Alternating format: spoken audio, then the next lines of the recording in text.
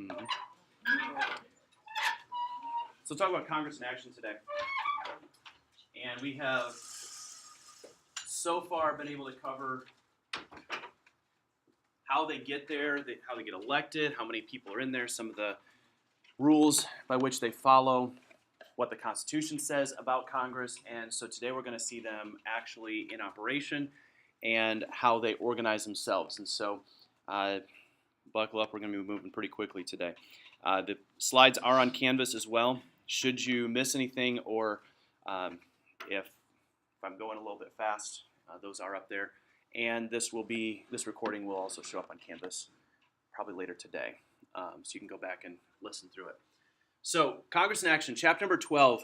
We are going to begin with day number 1.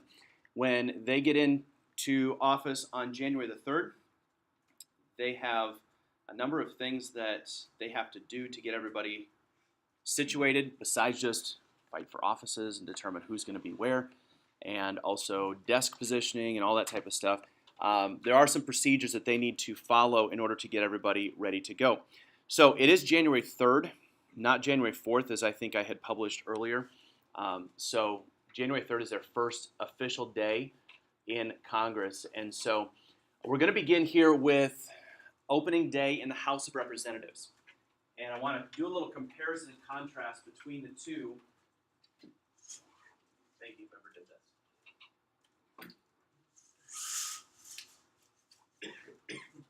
That was clever. So when we're going to look at the House of Representatives to begin with, we'll come back to the Senate and we'll talk about how they get day number 1 operating. Which do you think is going to be more complicated, the House or the Senate? House. Why do you think the House? There's more people. Okay, more people. You got 435. What else makes it more complicated? You have 435 brand new people. Now, granted, some of them may be incumbents. And just for review, what does that word incumbent mean? They were existing in office. They got reelected. So, by the way, that's a term you need to make sure that you remember. So, the House of Representatives has a lot more procedural stuff to deal with on day number 1 than the House does. And so just because it happens in the House does not necessarily mean that it's going to happen in both House and the Senate. So the clerk of the House presides over the first day. Now the clerk is not a representative himself. This is a totally different position. He is nominated and voted on for his position by the members of the House. So this would be the clerk from the previous Congress that is going to come in to help get everybody organized. He already has experience. He knows where people need to go and what to do. And so they begin then with a roll call of all 435 senators that have been elected. And again, that is done by the clerk, and they are checking attendance to make sure everybody is where they ought to be and that they are there. So just like some of you are sitting out of order in your seats, and it made it difficult for me to mark you present for attendance today, it becomes difficult when members of the House of Representatives are not in the right place. I know I had to throw that in there, but on Tuesday, make sure you're sitting in the right seats. So they take roll call, and then the next thing that they do is they're going to elect a Speaker of the House. This is not a guarantee or a foregone conclusion exactly who this will be. However, most of the time, you are going to know who it will be before they actually come to a vote. Many times there is lobbying going on, or there is expectations where you kind of know who it's going to be. For instance, Paul Ryan, he took over in a mid-session when John Boehner resigned. And so once he took the office, I want to say it was in the fall, if I remember right, we came around to the next time, and it was pretty much a foregone conclusion he was going to already get the vote anyway. So most members are going to know who they vote for. They know who's going to be the Speaker of the House. This is more of a formality, but they do have to elect somebody to be the Speaker. Now, the Speaker, we've already talked about him. We know it's Paul Ryan. He's going to be the one presiding over all the business. It does not have to come from the majority party. The Speaker of the House does not even have to be a representative. I could be Speaker of the House. If I had enough votes, they could vote for me and I could be Speaker of the House. Now, that's not going to happen for many obvious reasons, but there's nothing in the Constitution that says Speaker of the House even has to be one of the members of the elected body. It always has been. And by tradition, it is generally the majority party that votes in one of their own, because they know that that person's going to favor them just a little bit. So that has typically been the way that it goes. The oath of office is administered and taken by the Speaker first. And the Speaker of the House leads everything. He's the first one to take his oath, and then following him, all 435 members will take their oath of office, promising to defend the Constitution. They then go to take their seats, and when you're walking into the House of Representatives, the Democrats are going to sit on the right side, and the Republicans are going to sit on the left.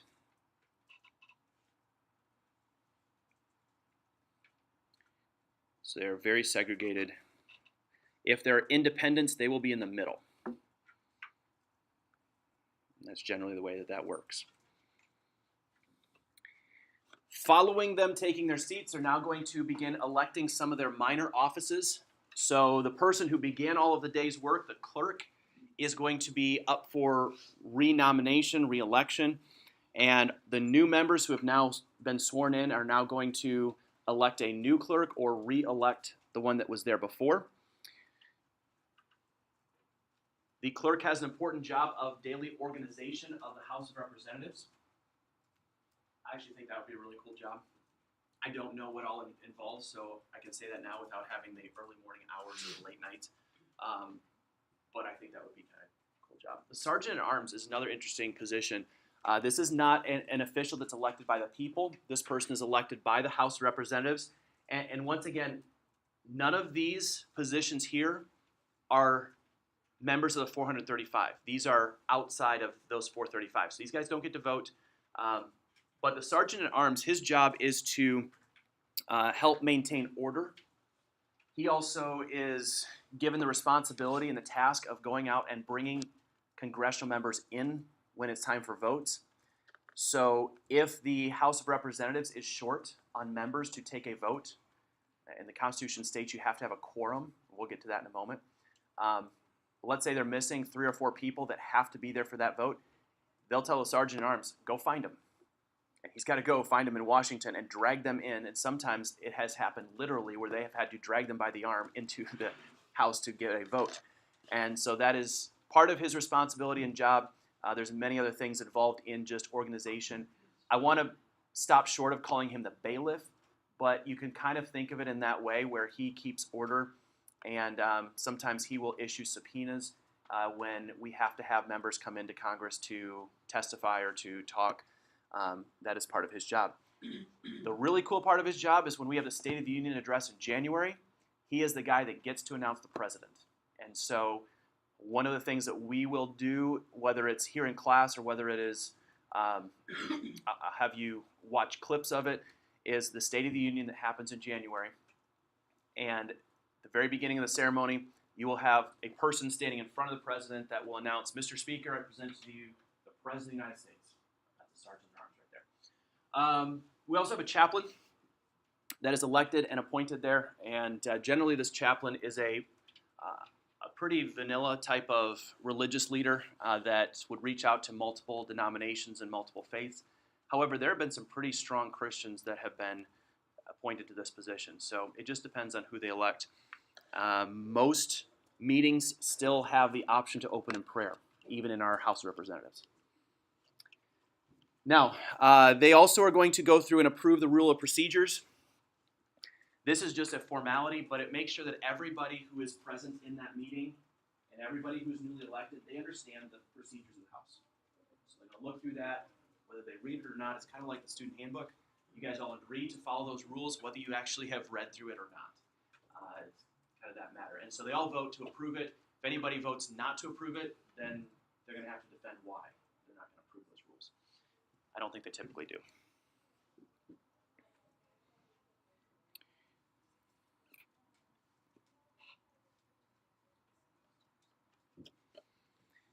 Typically, day number 1 is just orientation and this type of stuff. Day number 1 rarely has any significant debates, arguing, or even presentation of bills. in the Congress and the House of Representatives. Now, the Senate looks very different. Because of the point that David made earlier about the fact that they're a continuous body, you only have about 33 new members in the Senate, and that's a maximum. Of those 33, you might have 28 of them that are incumbents that have already been here before. So they kind of keep moving on as a normal business day, even though it is their first official day of the new session. So what they will do is they will bring in the new members. They will have the new members take their oath of office.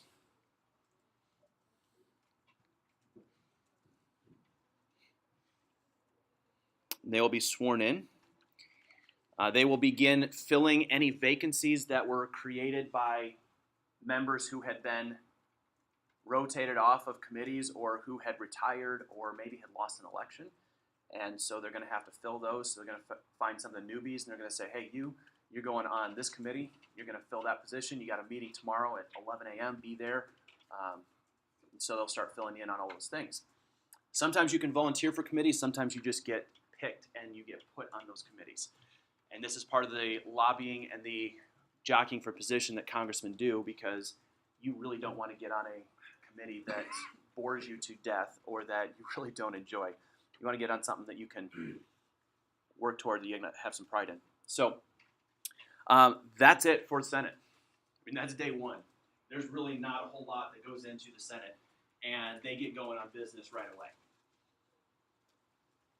Once both the House and the Senate have their new members sworn in, they've gone through their procedural processes, then they're going to notify the president that they are organized and they are ready to hear from him. So the president can do this in a number of different ways. He can send out a memo, he can send out emails, he can come talk to them in person, and notify them of actions that he wants them to take. The Constitution states that the president, he shall from time to time give the Congress information on the State of the Union. That's it. That's all the president is required to do in order to address this new Congress. Now, again, it can take a number of different forms. Most presidents in recent history have chosen to make a formal address to the unified body of the Senate and the House together, and we call that the State of the Union Address.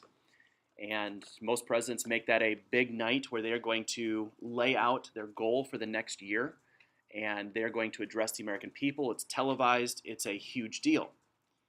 Not all presidents have done that.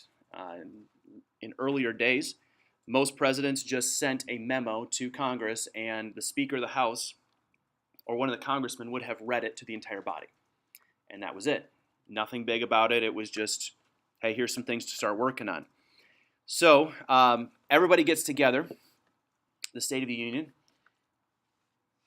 Typically, the president will use this as a PR boost to try to get higher ratings. President Obama was very good at this, where he would include in his speech some tagline or some story about an American and their heroism, whether it's a soldier, whether it is a common machine worker, and he would invite them, and that person would sit next to the First Lady up in the balcony observing. And he did this really, really well, to his credit. We will see kind of what President Trump decides to do this year and how he approaches it. But everybody's there who is anybody. So if you are an elected member of Congress, you're there. If you are a member of the president's cabinet, you are there, except one. Anybody watch the show Designated Survivor? Like 2 of you, 3 maybe. Okay. The entire premise of the show Designated Survivor is based on the State of the Union address and the one person that the Secret Service whisks away and tells them, you're not going tonight, you are being hidden away in a bunker. Presidential succession line in our next unit. But that is how that show kind of came about. I am very intrigued by it just because of where my interests are. So if you don't enjoy the show, you're missing out. But anyway, he gives that address, makes national headlines. The opposing party has the freedom and ability to have a response. And back when I was in high school learning all of this stuff, the response was typically a written letter of some sort. Maybe they would do an interview, but not really publicized. Today, and I guarantee that when the State of the Union address happens, if you turn into the major news networks, they will have panels of people ready to respond to the president's speech. Many times the president's speech gets leaked ahead of time, and so these so-called political experts will get a chance to read through it and already have their arguments against his policies and what he's trying to do. And that way, as soon as the speech is over, boom, they go to this panel. Hey, what'd you think? And they start breaking it down and criticizing it. Now, that's the media. The other party, so in this case, it'll be the Democratic Party, they will also have a formal response. And many times that is also televised, where you will hear, most likely it'll be from Nancy Pelosi, and her response to the president's words. So we'll pay attention to that in January. Even though we will be in economics, we will definitely keep track of that. Now, the presiding officers, again, some of this is review, and so I'm not going to spend a whole lot of time here because we've dealt with some of these things. We have the Speaker of the House. He is usually the leader of the majority party. That's the way it's always been. Okay, like I said earlier, it does not have to be that way. And he's going to keep order and oversee the House of Representatives. On the Senate side, it's the Vice President. According to the Constitution, the Vice President really doesn't have a whole lot of power in the Senate. His main role is to come in and break a tie. So we have 100 senators. It is theoretically possible that we could have a 50-50 split. Then the Vice President comes in and he is the tiebreaker. That's really all that the Constitution says about the Vice President and his role in the Senate. So that's part of the reason why he's not there very often. So the President Pro Temp is the person who is going to be in charge when Vice President Pence is not there. Who is the President Pro Temp?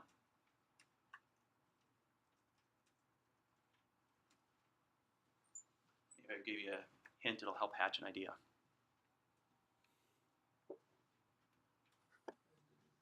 President Pro Temp. He was back when we were going through chapter 10. I put him up on a slide. I said, you need to make sure you remember him. Orrin Hatch. There we go. Hatch an idea. Too bad we missed out on that one. Anyway, so yeah, make sure you remember Orrin Hatch. He is the President Pro Temp, currently in charge of the Senate when Mike Pence is gone, which is quite often. So that is the leadership positions. Now we also have some minor. I shouldn't even say minor. We have some sub leaders below those two main leaders. They're called floor leaders, and so for each party there are majority and minority leaders.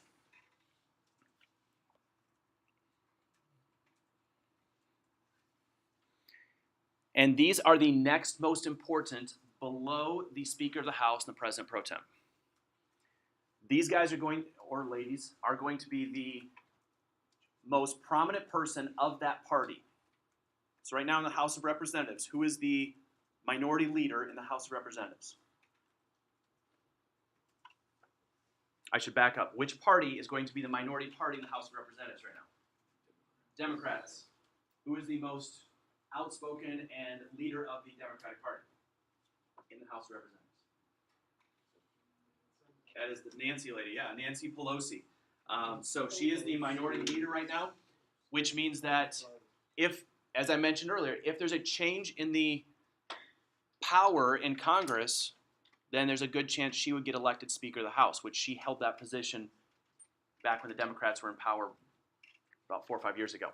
So majority leader is going to be the head of the party in power and in control in the House. Minority leader is the political party that has less members. We also have whips who will assist those majority and minority leaders. So these guys, they serve as kind of a go-between between the party majority and minority leaders and the rest of the elected members of Congress. These guys are constantly running back and forth between offices. They're the ones that, if you've got a bill that you want to propose and you want to go to the majority leader, he or she's going to be busy. And so you may not get a meeting with them, but you might be able to meet with one of the whips who can then pass it along to that majority or minority leader.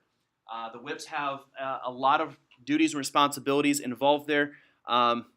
They are also responsible for checking for support when it comes time to vote for a bill.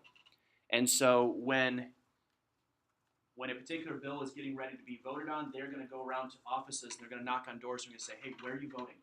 Are you voting pro or are you going to vote for it or against it? Why?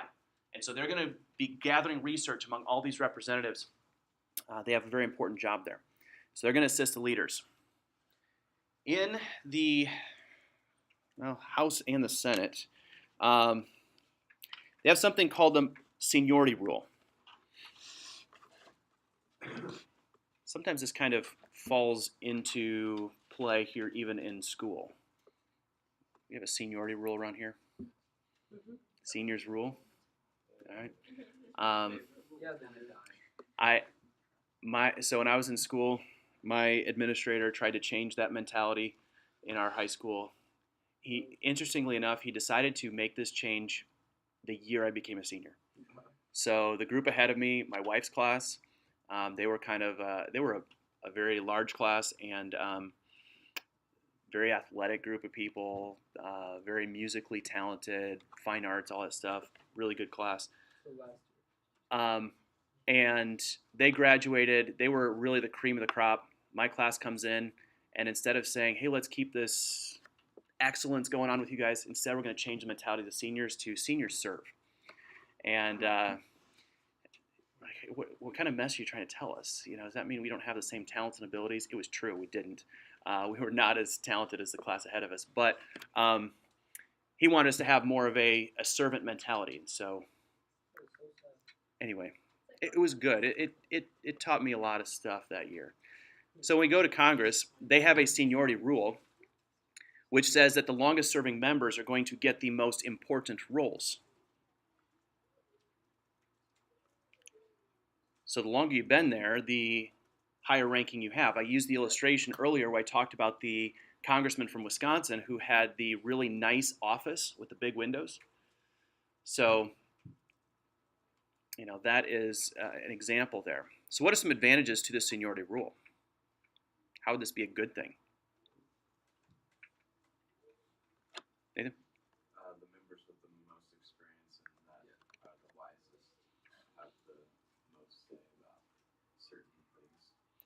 I would hope so. Yes, you would think that they would have the most wisdom, the most experience, they would be able to apply it better. Good.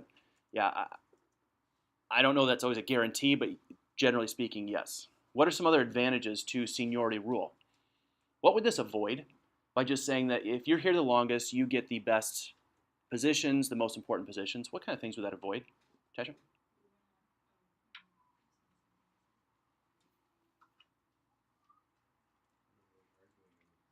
Very good. That's exactly what I was thinking, is arguing over it. You get a rookie that comes in there and says, well, I want to be Speaker of the House. Yeah, it may not necessarily be the best thing because you've never done anything here. Or I want to be the committee chairman on one of the most important committees. Well, you don't know anything about Washington. Why should we give that to you? So, yeah, it would cause a lot of fighting. And it's very easy to apply this rule. Well, you're young, so you don't get to have this important position. What are some criticisms? Why would this not be such a good rule?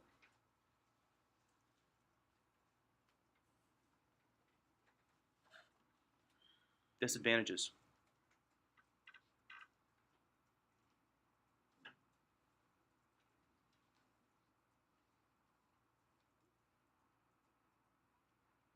Old minds. Explain that a little bit more.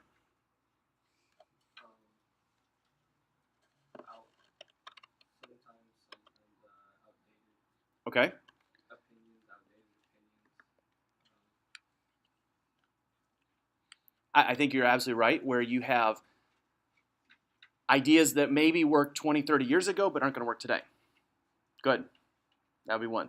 Simo? It could ignore ability and maybe discourage younger members. I think definitely. You know, if you look at, well, there are 30 members in the House that are older, more experienced than me. It's going to take me a long time before I can ever reach one of these leadership positions, but yet you might be extremely talented. And you might say, well, forget it. I might go and be a senator rather than stick it out in the House of Representatives. So I think there are some definite drawbacks from the seniority rule. But nonetheless, that right now is the way that it works. Now, the House Republicans have actually put a 6-year limit on certain chairmanships, which means that they are constantly looking for new people to take leadership positions. So far, to my knowledge, Democrats have not done that, and that's not a criticism necessarily, but that's just saying that the Republicans have recognized the need for some younger ideas being thrown out and put in there. So I want to talk a little bit about committees then.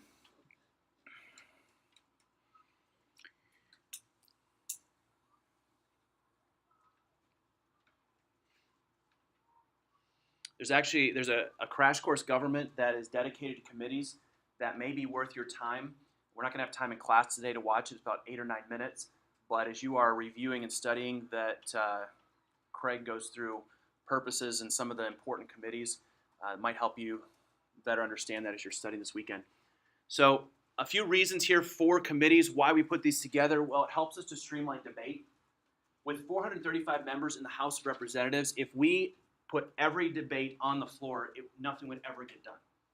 So we decided to break them up into smaller sections and smaller committees. The debate will happen in those committees, and then they will bring their arguments in front of the entire House, so that way it speeds things along much better. It also helps to manage the volume of the work.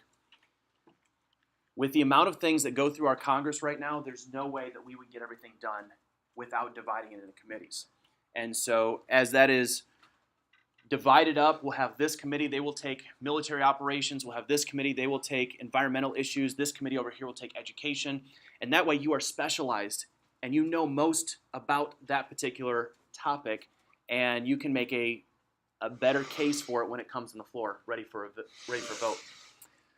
It's also going to help disperse those issues to the people that are really invested and interested in that topic. So if we've got Sadie over here who, she really, she loves animals. And she is very much about protecting the endangered species. And she is going to get on a committee that is going to support the endangered white speckled black owl, whatever it is. And she really wants to be part of that. She gets on that committee and she's going to fight hard for it. She's going to do a lot of research for it. On the other hand, we've got Austin over here. Austin loves meat. Austin loves hunting. Not owl meat. What are you talking about? It's the principle of animals here.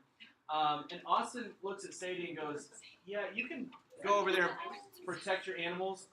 I'm not really into that. I mean, that's fine for you. But I'd rather go over here and support the gun control issue because I want to go hunting. So he might lobby to try to get on that committee for gun control debates. Now, if you can find those type of committees you can get involved in and you really enjoy, you're going to work much harder at that.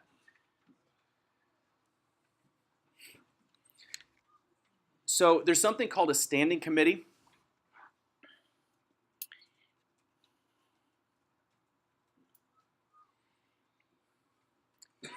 These standing committees, you could easily substitute the word permanent committee in there for standing, is a committee that is going to handle very similar bills.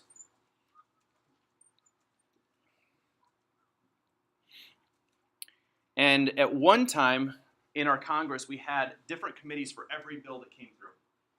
That became just overwhelming. And so we have this standing committee, and they're going to handle those bills that deal with that type of situation that is a very similar bill.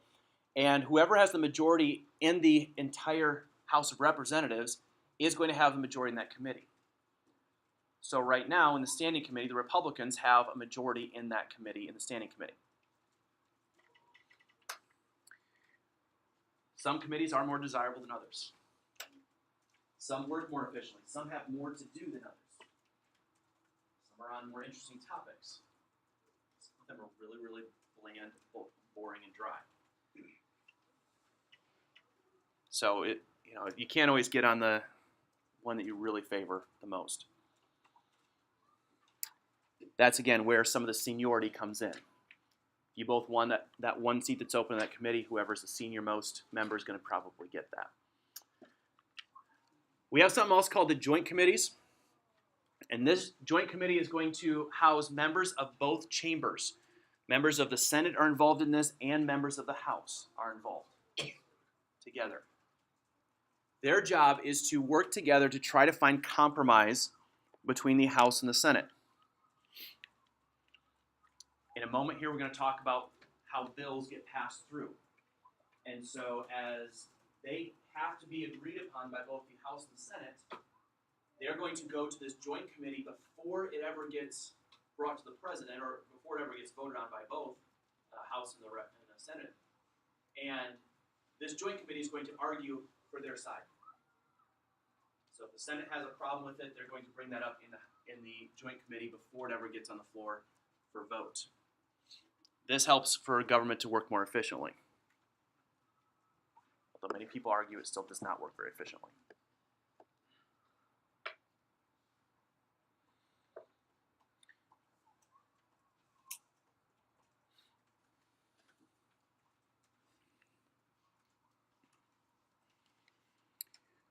So a few items here by way of legislative terminology. We're going to begin here with talking about bills.